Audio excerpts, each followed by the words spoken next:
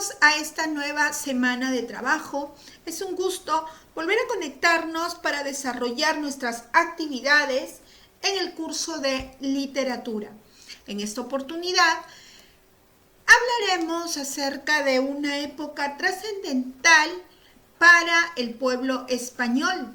Me estoy refiriendo al siglo de oro, época de apogeo en el que no solamente las letras castellanas brillan con luz propia, sino también todas las artes. Estamos hablando de una época en que se dio un giro total en el pensamiento.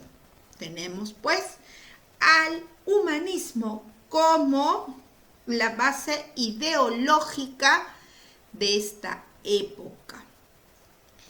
Conoceremos a sus más destacados representantes y las manifestaciones literarias que los han hecho famosos, no solamente en el periodo de su desarrollo, sino que trascendieron a través de la historia de la literatura. Cuando hablamos de siglo de oro o época de oro de la literatura española, nosotros estamos hablando de una etapa de plenitud artística y literaria en España, que se inicia en el siglo XVI con el Renacimiento y que dura hasta finales del siglo XVII con el Barroco. Recordemos que no solamente es una etapa de plenitud artística, sino también coincide con una época de bonanza para el pueblo español. Recordemos, por ejemplo, que uno de los acontecimientos de esta época fue el descubrimiento de América y la expansión, pues, del territorio español a diferentes lugares del mundo. Se podría decir que este periodo clásico de las letras españolas no duró un siglo, sino un siglo y medio. Abarcó aproximadamente desde la redacción de las obras de Garcilaso hacia 1530 hasta la muerte de Pedro Calderón de la Barca en 1681. Pero si nosotros analizamos el panorama de la literatura medieval, en los siglos XIV, XV a XVI, el cambio de ideología ya se estaba manifestando. Ya el hombre era artífice de su destino y daba a conocer pues los ideales de la época a través de las obras consideradas como prerrenacentistas, ¿no? Tenemos aquí, por ejemplo, uno de sus más destacados representantes, a Jorge Manrique, a el Marqués de Santillana y Juan de Mena, como los que iniciaron este proceso de cambio en la literatura. ¿Qué tópicos se desarrollaron en este siglo de oro? Cuando hablamos de tópicos, hablamos de temas recurrentes, motivos que se reiteran en las obras literarias clásicas y que han perdurado en ocasiones hasta nuestros días. Recordemos que si hablamos de Renacimiento, es regresar a la cultura greco-latina, símbolo de perfección y belleza.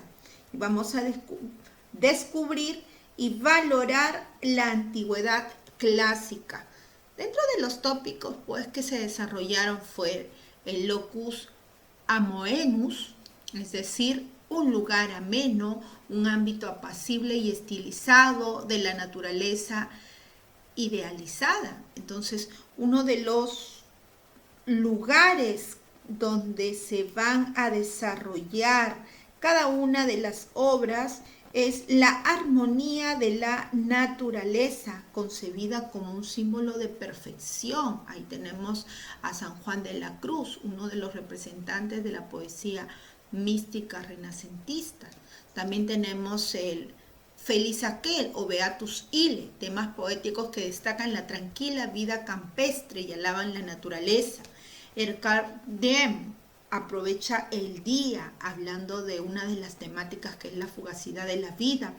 preferentemente desarrollado en el Renacimiento, en donde había una profunda exaltación por lo humano con un marcado carácter hedonista, producto de la toma de conciencia ante la fugacidad de la vida, temática desarrollada pues por Garcilaso de la Vega, uno de los iniciadores de este siglo esplendoroso. Tempus fugit, el tiempo que huye, el paso irremisible del tiempo que todo lo acaba, tomado como base de sus poemas en el caso de Francisco de Quevedo y Villegas.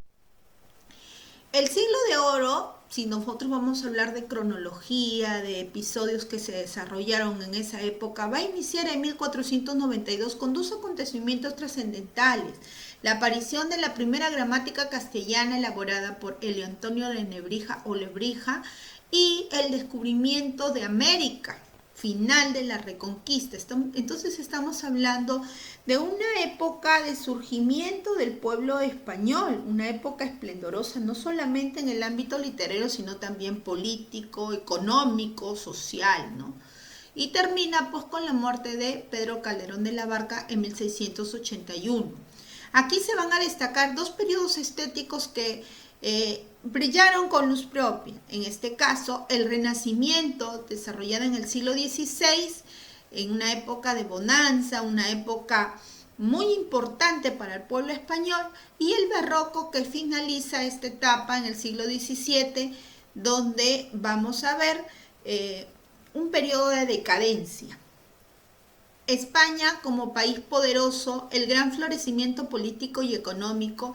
Sin embargo, se pudieron observar ciertos problemas en el siglo o a finales del siglo XVII, que va a marcar pues el punto de partida de la literatura barroca.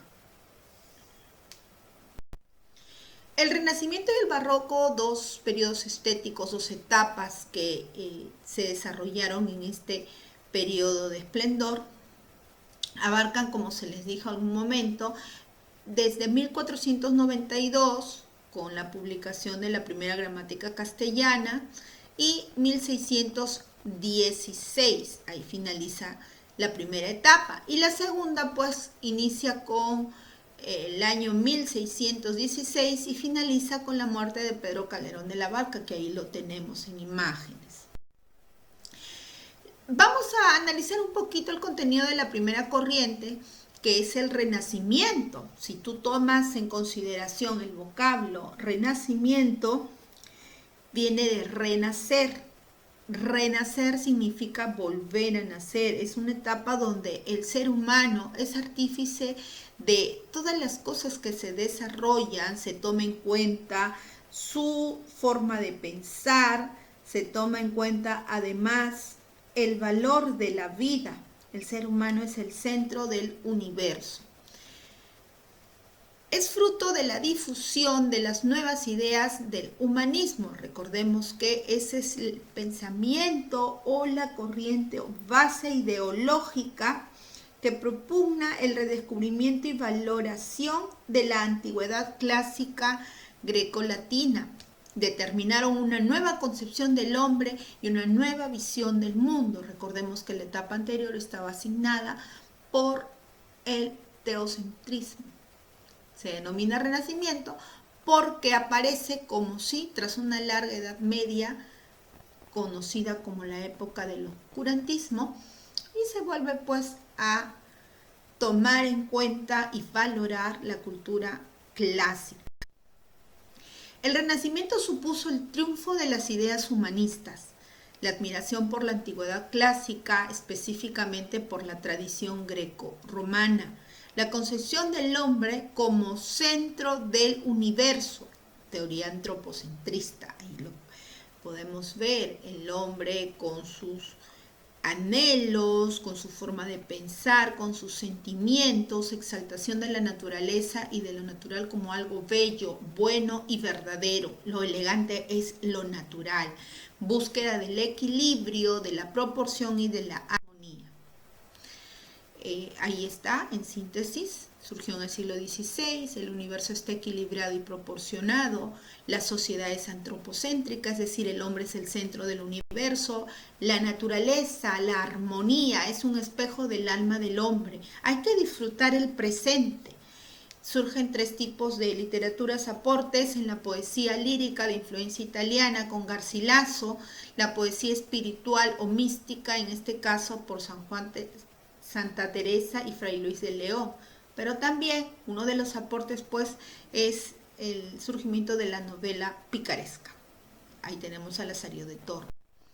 ¿Cuáles son los temas? El amor, la mitología, el sentimiento religioso, la idealización del paisaje natural, el mundo caballeresco, la historia, la fugacidad de la vida. La otra corriente que se desarrolló es la barroca.